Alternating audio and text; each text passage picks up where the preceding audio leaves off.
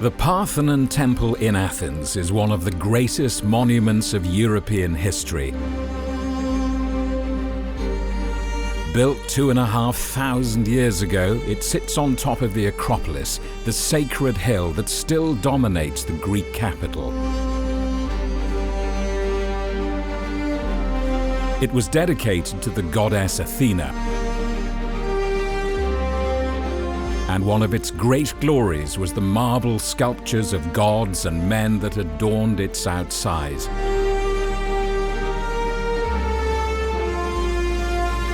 But 2 centuries ago, this ambitious British aristocrat and diplomat, Lord Elgin, hired workmen to remove half the surviving marbles, and the Greeks still want them back.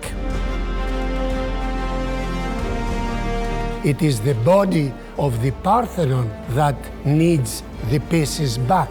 If I cut your hands and your legs, wouldn't you like them back? Money troubles forced Lord Elgin to sell the marbles, and for more than 200 years they've been held here in the British Museum in London, which calls itself a universal museum. Was it a great British theft? Lord Elgin plundered, stole the marbles from the Parthenon. So what he transported up the Thames to London was in fact stolen goods, and they are still stolen goods in the possession of the British Museum. Where is the proof of this theft? There is not one single source on the Greek side that says, "Oh no, it was a theft, and I have the proof here about the theft." Should the Parthenon and its sculptures be reunited in Athens? How on earth can you argue that you serve better humanity by having it broken instead of having it unified?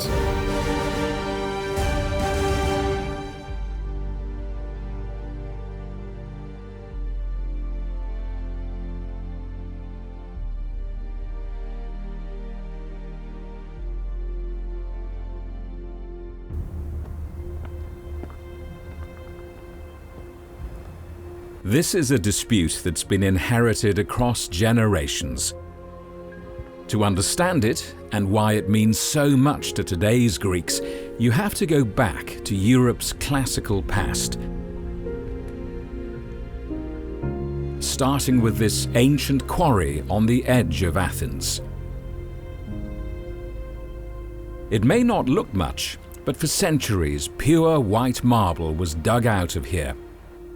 You can still see the marks left by the workmen's gouges.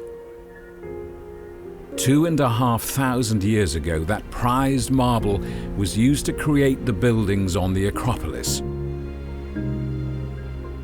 This is the old road that was used to transport the Pentelic marble, named after the mountain down to Athens. Just a few kilometers away, on the same mountain, the same marble is still being quarried.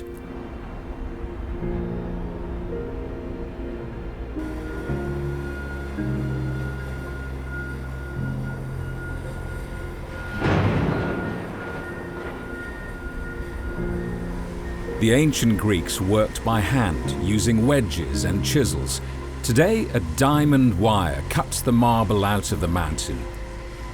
It still takes many hours, and there's huge pride in the continuing tradition.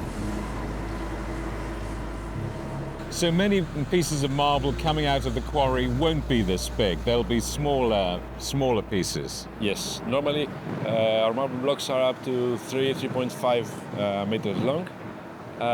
But in cases that we have so big blocks like this one, we keep them aside in order to use them for the restoration of Parthenon.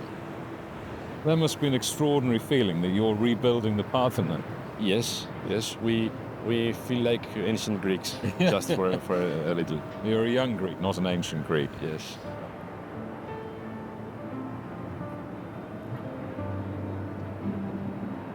Two 2,500 years ago, the heavy rock was lowered by hand and loaded on carts for the 15-kilometer journey to Athens, where it was taken back up the sacred hill, the Acropolis, to be turned into architectural and artistic masterpieces that still inspire awe today.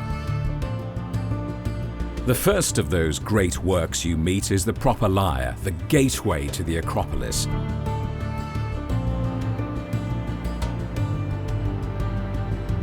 And its crowning achievement, the Parthenon. It was designed to be seen from this angle by the ancient Athenians as they arrived on their annual religious procession. The original marble has weathered to the color of honey.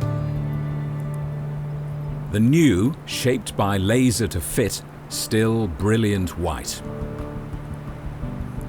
But what inspired the ancient Greeks to build it in the first place? The answer is a mix of religion and geopolitics.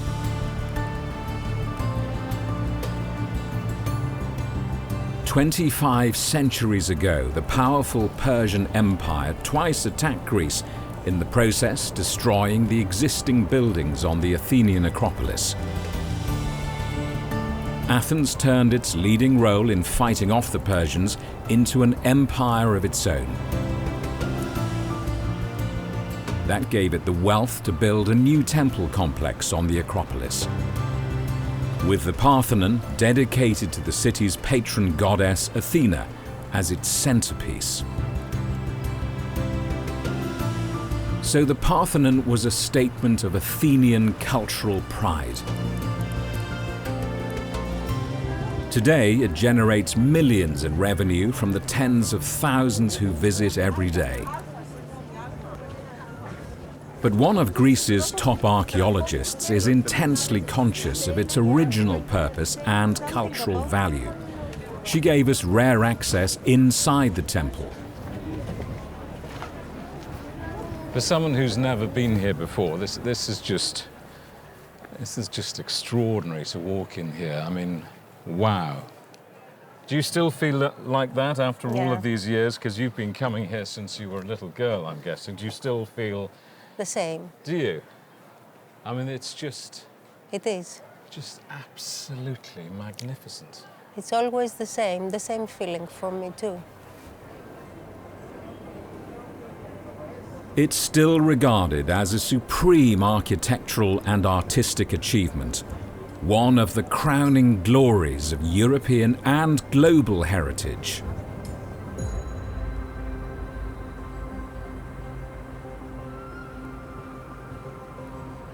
Inside, it housed a huge gold and ivory statue of Athena. That disappeared many centuries ago. Outside, huge sculptures of the gods sat in the gables or pediments. They show scenes of Athena, her father Zeus, and her rival Poseidon, with whom she battles for possession of Athens.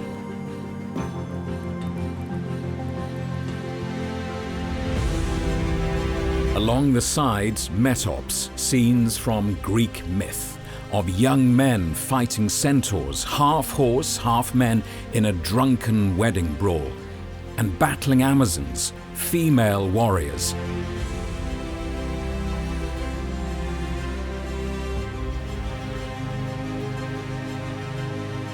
Inside the covered colonnade, a 160-metre-long frieze showing the people of Athens themselves taking part in their great 4-yearly festival, processing towards the Acropolis, bringing sacrificial gifts for the goddess.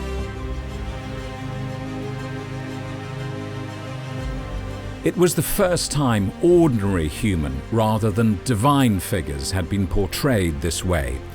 But the relationship between the building and its sculptures is at the heart of the ongoing dispute. All the sculptures were originally brightly painted. Were the sculptures part of the structure, or were they an add-on? They form part of the structure. They are an integral part of the structure. This is how it is and how we consider them, not as isolated pieces, but as part of the monument.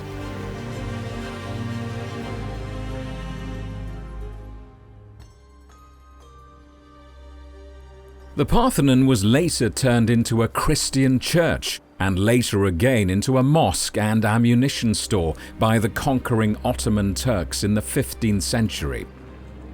In the late 17th century, an army from Venice besieging the Acropolis fired a mortar shot from this hill.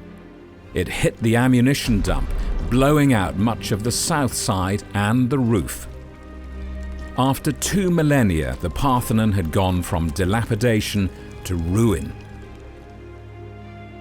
The Ottomans rebuilt the mosque using the rubble, and they still controlled Greece when Lord Elgin's workmen arrived just over 100 years later, at the beginning of the 19th century.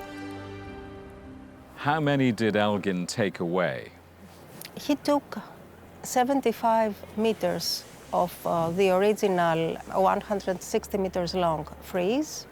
He took 15 of the original 92 metopes, and he took 19 of the figures from the east and west pediments.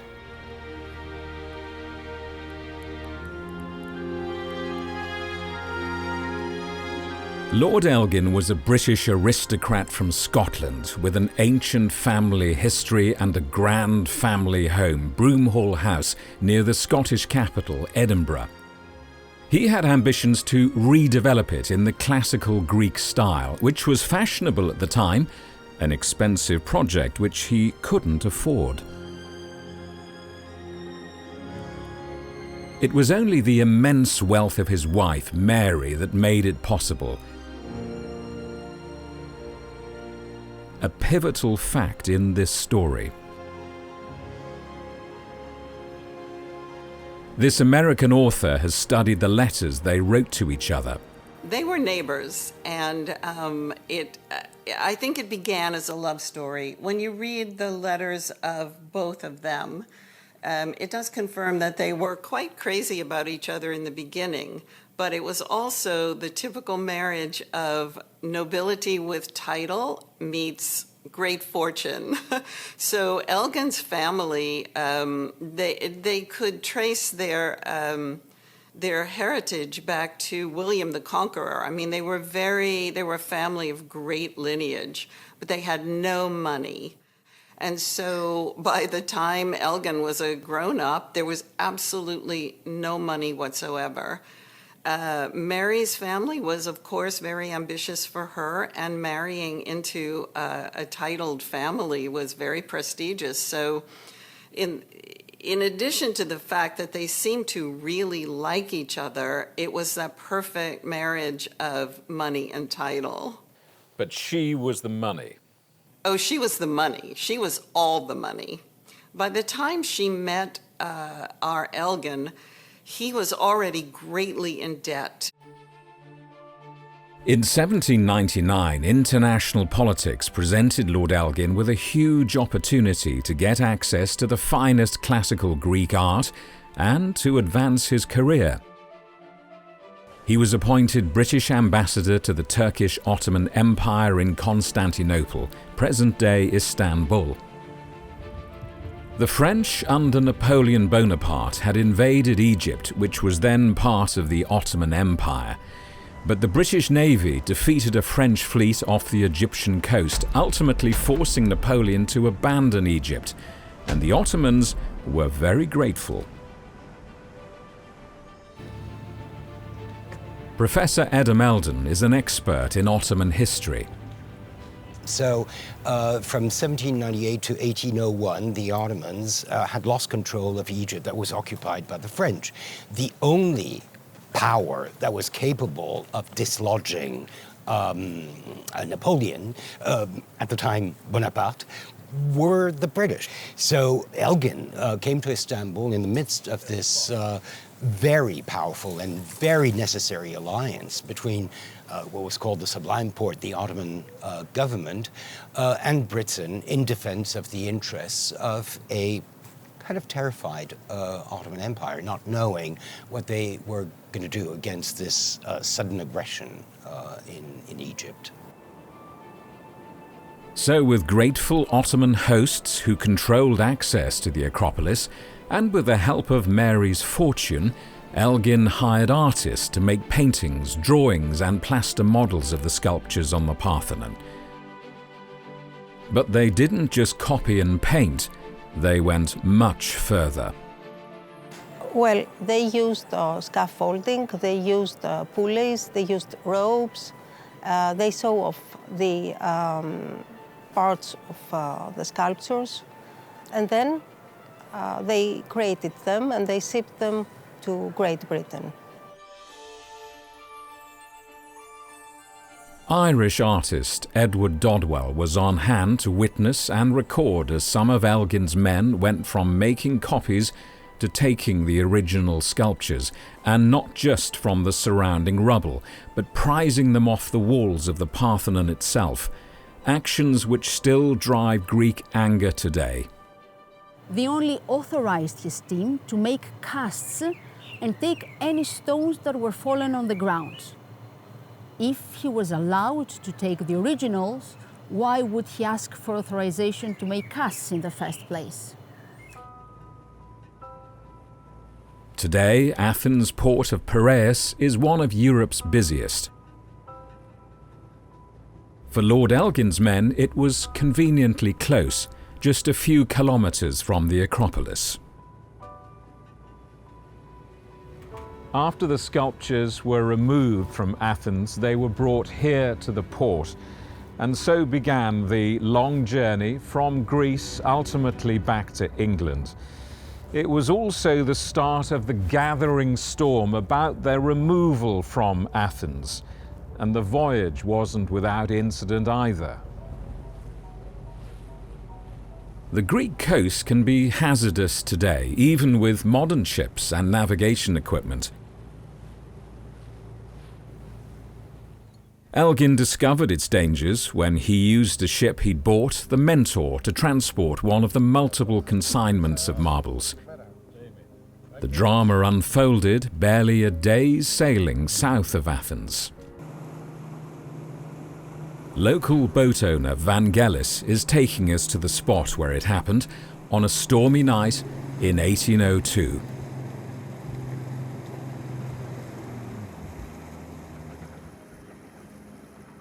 Not long after leaving harbour, the vessel was hit by a storm and took shelter from the strong southerly winds not far from the island of Kythera. But it was shipwrecked, and the 17 crates of artefacts were lost here in 23 meters of water. Elgin hired specialist sponge divers from neighbouring islands to recover the marbles. Without the help of modern equipment, it took them 2 years to bring up the heavy objects. Greek archaeologists are still working on the wreck. The sculptures Elgin's divers recovered were kept safe at a nearby small fort, before being shipped to the island of Malta and stored for several more years until the risk of the French seizing them had gone.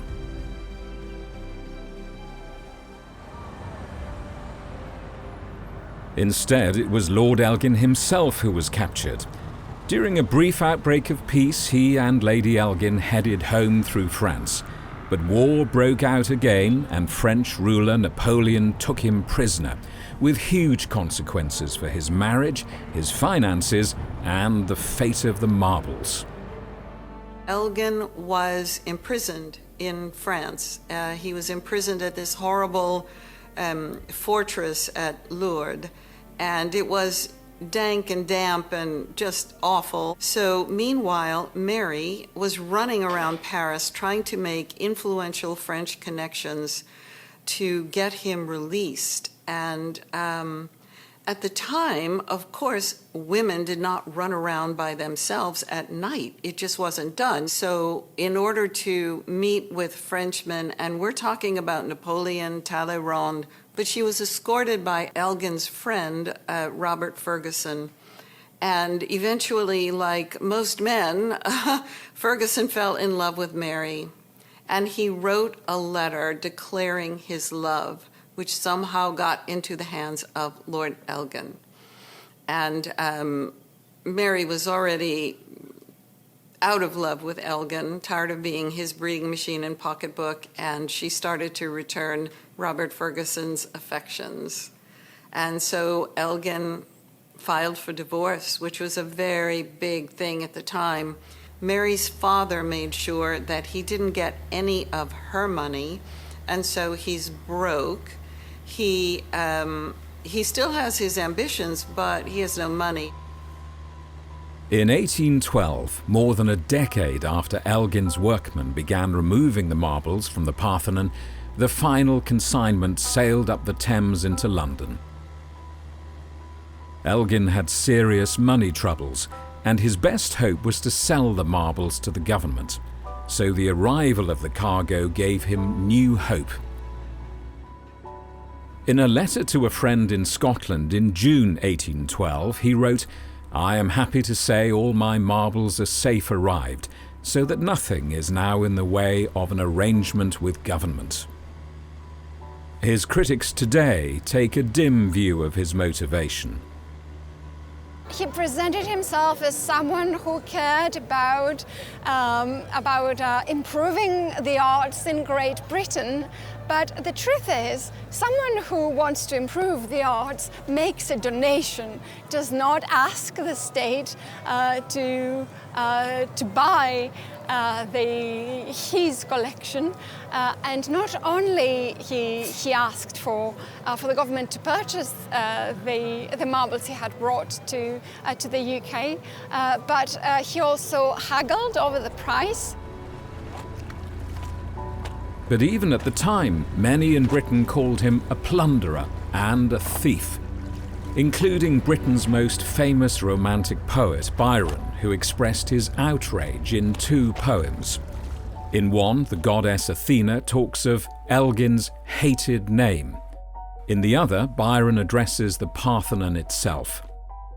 "Dull is the eye that will not weep to see thy walls defaced, thy mouldering shrines removed by British hands."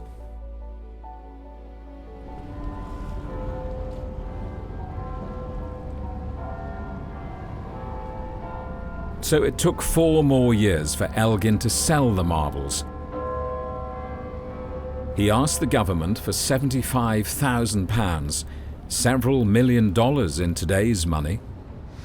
In response, Parliament set up a special committee to investigate the acquisition of the sculptures and to find out if they were worth what he was asking. Did he have written permission to remove sculptures from the Parthenon? Had he gone beyond what was allowed? Had he used bribery to get what he wanted? How Elgin answered the politicians' questions is recorded in their original report. We found a copy of it in this museum in the heart of London's legal district. Perhaps ironically, it's part of the collection of Sir John Soane, a contemporary of Elgin's, who stuck to only acquiring copies of ancient sculptures. It's a fragile 200-year-old document. This is the famous book. It is indeed. I'm not allowed to touch it. No, I'll be turning the pages. You're in charge. Okay, I promise I won't touch it. The report is a window into Elgin's mind when he took the marbles. He insisted he had permission from the Turkish authorities. Did the permission specifically refer to removing statues, he was asked. No, was Elgin's answer. It was executed by the means of those general permissions granted. Those general permissions were contained in a document written by a senior Ottoman official in Constantinople, giving instructions to a local official in Athens. The key part said that Elgin's men should be allowed to measure, copy, and excavate among the rubble, and they should not be stopped when they wished to take away any pieces of stone. There was no mention of removing sculptures from the walls of the building itself, but Elgin insisted, "I was at liberty to remove from the walls." Elgin could only provide the committee with an English translation of an Italian translation of the original Turkish document, which has never been found. What really is important is that the document, the original document, does not, I was going to say does not exist, which is not true, is not to be found. We don't have it. We have only a translation into Italian, which is a very common practice because Italian was the lingua franca of diplomacy in the Levant at the time. So it's perfectly normal that it should have been translated first into Italian and then into English. However, the problem is that when you don't have the original, you're not able to check if the translation is really honest or not. So my feeling, because I start with the idea that the document did exist, that it was issued. The problem is that the translation, as far as I can see it, may have been tweaked a little bit, especially when it came to authorizing Elgin to take any qualche pezzo, is the Italian, any stone and whatever. I think there was a poetic license, let's say, in the way in which it was translated into Italian and therefore communicated to the British and international public.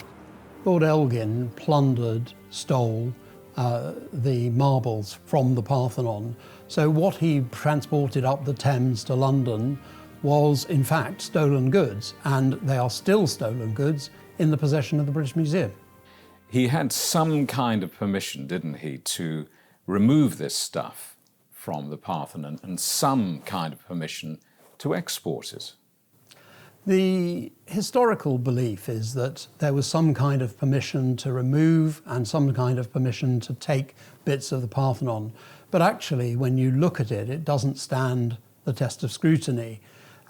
He said he had a permission from the Ottoman ruler, who was an absolute ruler, and if that absolute ruler had given a direction to the military leader in Athens for the Ottoman Empire, he would have carried it out. Yet Elgin felt it necessary to give the military ruler bribes. But Mario Trabucco, a classical archaeologist who opposes returning the marbles to Greece, is sure the document existed and gave Elgin the permission he needed. Mary Nisbet, the Countess of Elgin, the wife of Lord Elgin, writes in a private letter to her own parents in 1801, it gives us the power of taking away anything that we want, etc., etc. So there's a lot of evidence that is basically telling us that we have permission, and then this permission is also confirmed from the Ottoman side. There is a memo of the 1810 from the Ottoman archives published by Professor Eldem in 2011, and this memo basically says at a certain point we have verified that image-bearing stones were given to the English, meaning Elgin. So there is a clear framework of evidence that says that there is a permission and that this permission allowed them to do whatever they did. On the other side, where is the proof of this theft?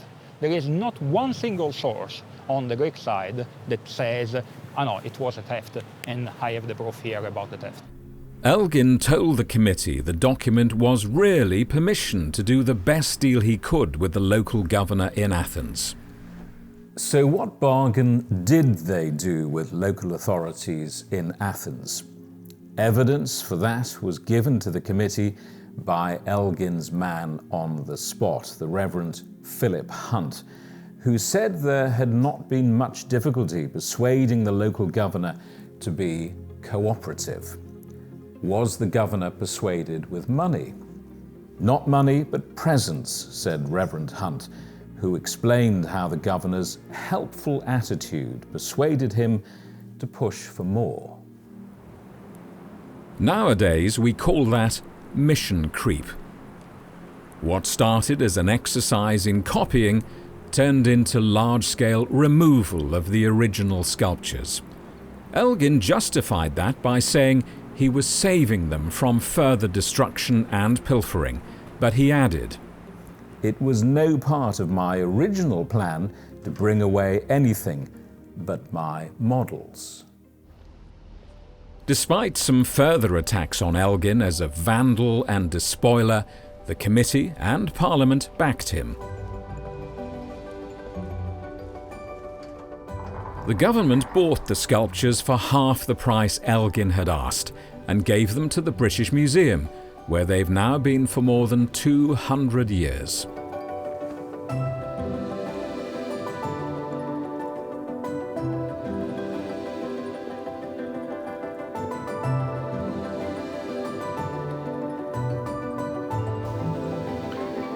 You know, there's something magnificent about seeing all of this in this place. There's also something desperately uncomfortable in that, you know, so many people feel that it simply shouldn't be here. The marbles are displayed with the gods at each end and relief sculptures down the sides, similar to how they were on the Parthenon, but all facing inwards rather than out.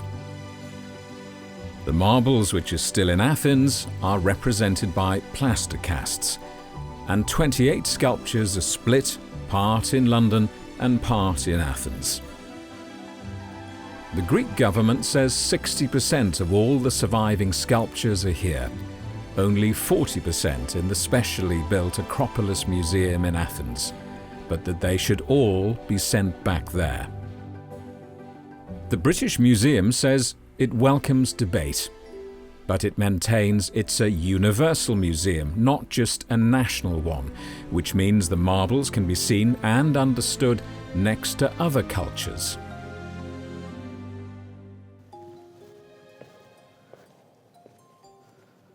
It says, please take a leaflet to find out more about the controversy surrounding the Parthenon sculptures, but there aren't any leaflets.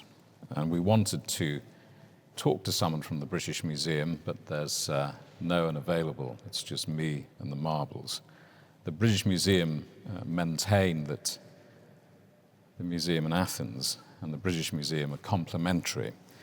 And they have a statement on the controversy. They say the Acropolis Museum allows the Parthenon sculptures that are in Athens, about half of what survives from the ancient world, to be appreciated against the backdrop of Athenian history. The Parthenon sculptures in London are an important representation of ancient Athenian civilization in the context of world history. So the argument now is not just about how the marbles were acquired and who they belong to, but where is the best place for them. A question that can still divide right outside the British Museum. Should be in Greece. They should be in Greece. If you needed an opinion, they should go back. We've just been having that discussion.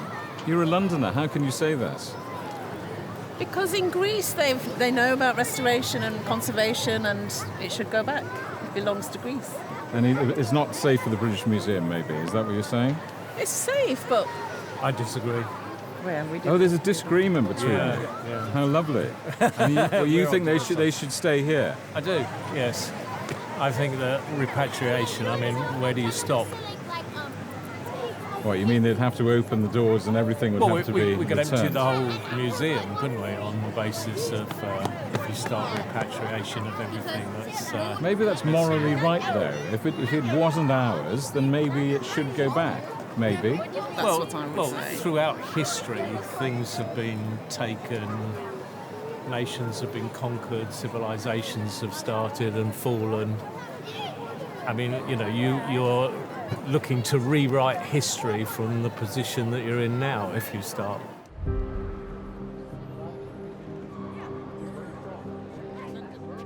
We are on the third floor of the new Acropolis Museum, which was inaugurated in 2009. The Greeks say this is where the marbles belong, in a purpose-built museum barely 300 meters from the Parthenon. Its director, Nikolaos Stampolidis, took us on a tour. As you can see, we have these metallic columns. These are 17, and the distances between them are exactly the distances and the numbers of the columns of the monument itself. So here we have the exact measurements of Parthenon itself.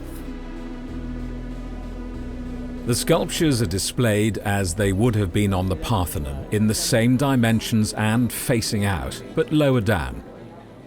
Missing ones in the British Museum are indicated by black dots on plaster casts. 200 years later, the sense of disbelief and outrage at what Elgin's men did is palpable. Look what they have done. They have chiseled that and they have sewn that in order to take it away. This is, I don't want even to express the words. You don't have to. You can see it. Yeah, you can see it. This figure is not there anymore. They wanted to capture, they wanted to take the beauty, to own it. To own it. Do you understand those who will say, Elgin came here and others and looked upon a monument that was in ruins, that had been used to contain gunpowder, and they took them for safety? Do you accept some semblance of that argument? What does it mean, safety? For safekeeping.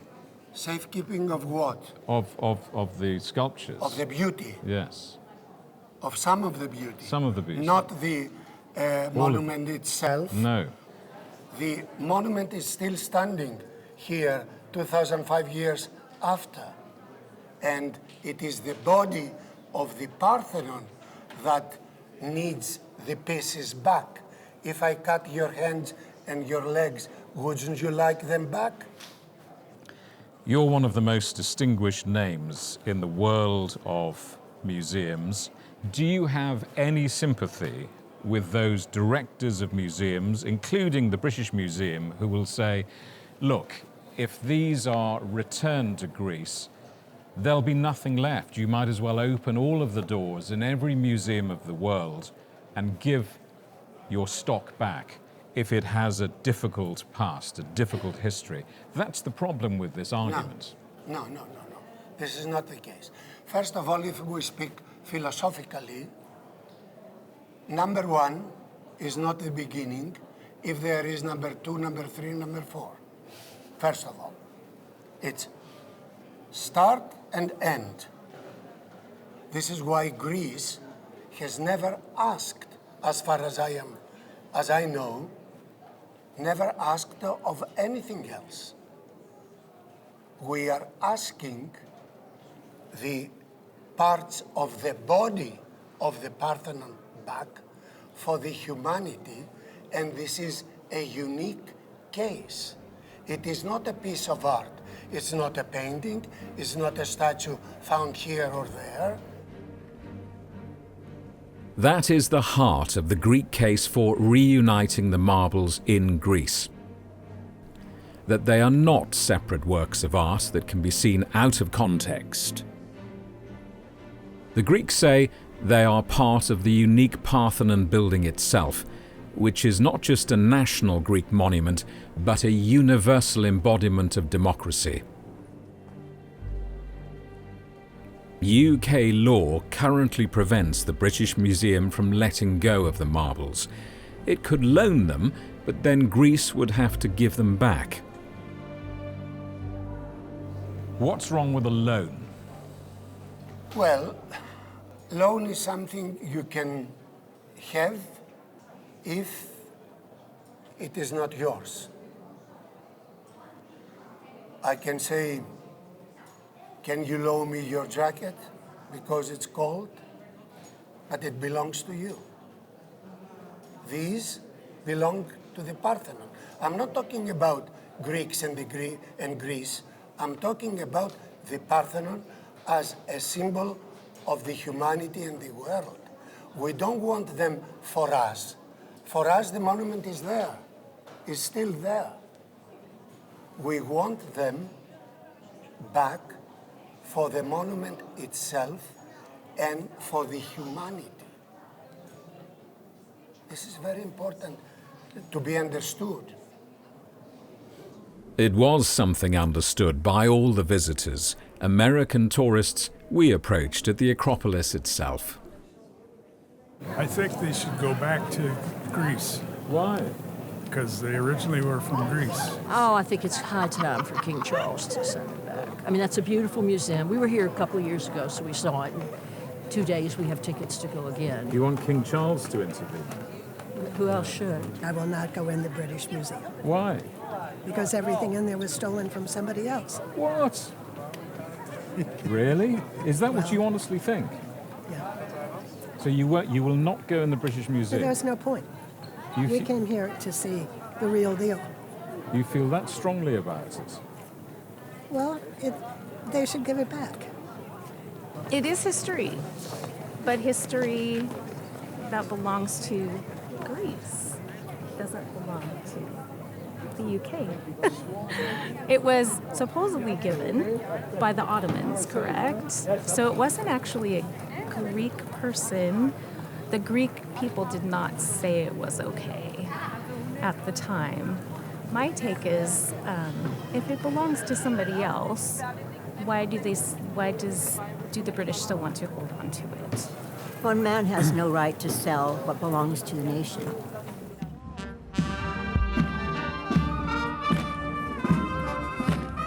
National symbols matter too.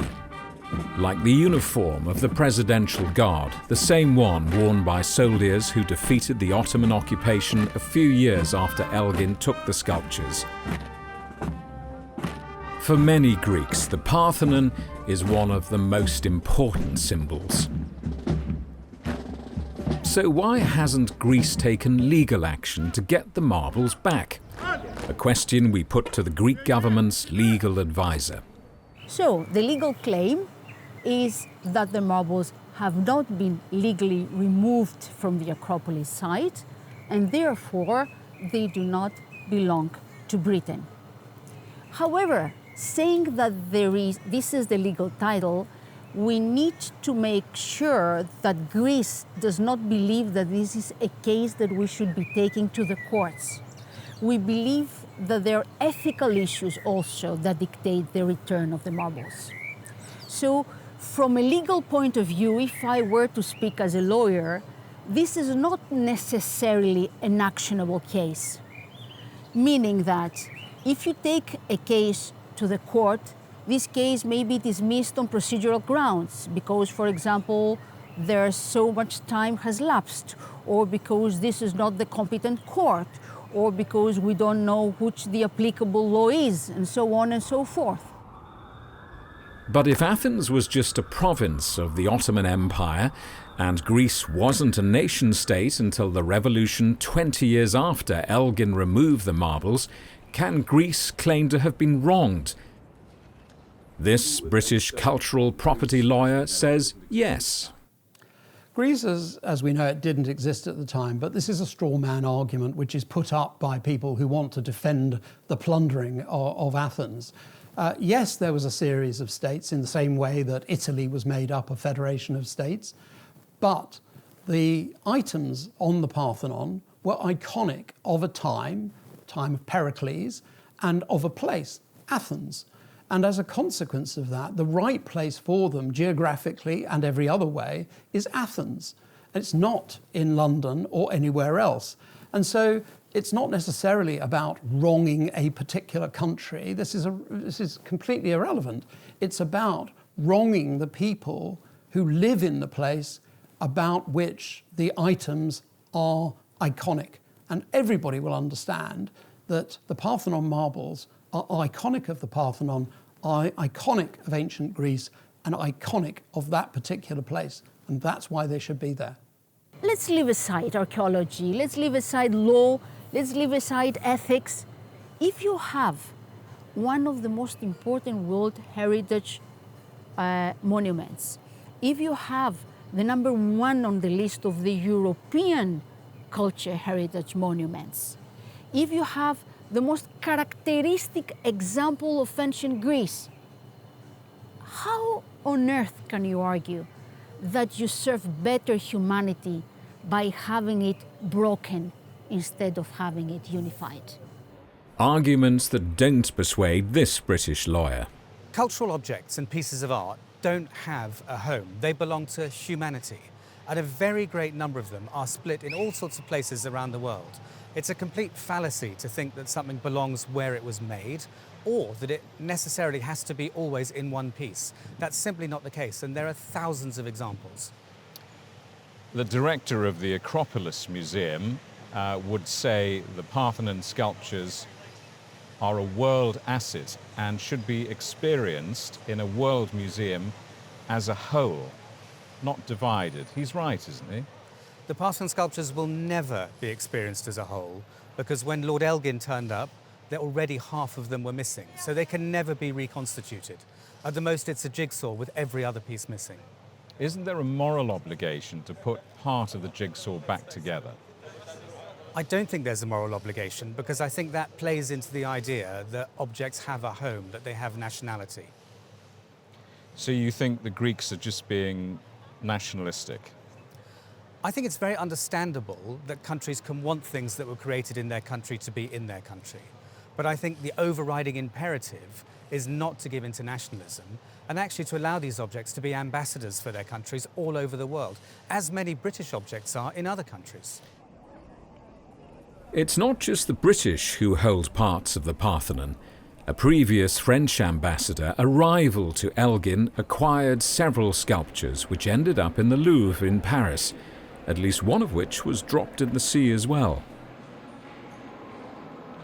The head, which probably detached from the Parthenon after the bombardment of 1687, is thought to have fallen overboard during transfer onto a ship in the port of Piraeus. The Louvre didn't respond to our request to talk about the sculptures. This legal expert, though, says both museums have the same responsibility, even if the circumstances were somewhat different. We definitely have at least one fragment that it seems was found itself on the floor, on the ground of the Acropolis after the Venetian bombardment of 1687. But the Louvre is very particular about insisting that its fragments were all taken from the ground. It's significant that it considers that this makes a difference. So they should be retained in France. Do you agree with that? No, I don't agree, of course. With that. But of course, there is a big difference with what is in the British Museum, and the biggest difference is that the British Museum has half the remaining sculpture of the Parthenon. But surely it's the principle. Absolutely, yes. If you ask me, yes, I think they should also be returned. A few pieces have been given back by other museums. This head was one of 3 sculptures returned by the Vatican in 2023. This fragment, the foot and part of the dress of a goddess, had been held by a museum in Sicily. The agreement done to return it avoided a battle over the language of ownership by calling it a deposit to begin with. Perhaps that could set a precedent for Britain to follow.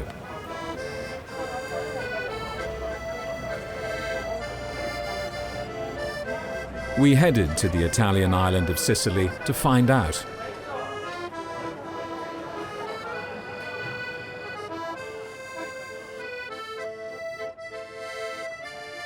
The Antonino Salinas Museum in the Sicilian capital Palermo acquired the fragment in the 19th century when it took over the collection of another Briton and minor diplomat, Anthony Fagin.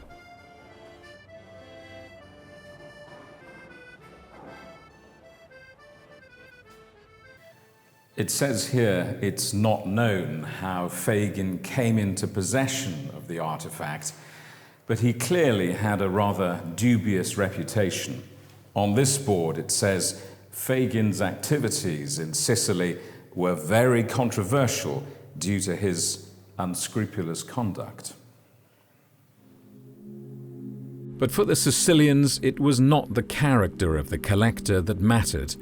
Dr. Caterina Greco was director of the museum when it handed back the fragment. Io ero convinta della necessità che questo frammento dovesse tornare ad Atene, perché era lì che aveva un senso, che aveva il suo autentico senso, e questo ha fatto sì che la mia volontà, il mio convincimento incontrasse la richiesta dei greci.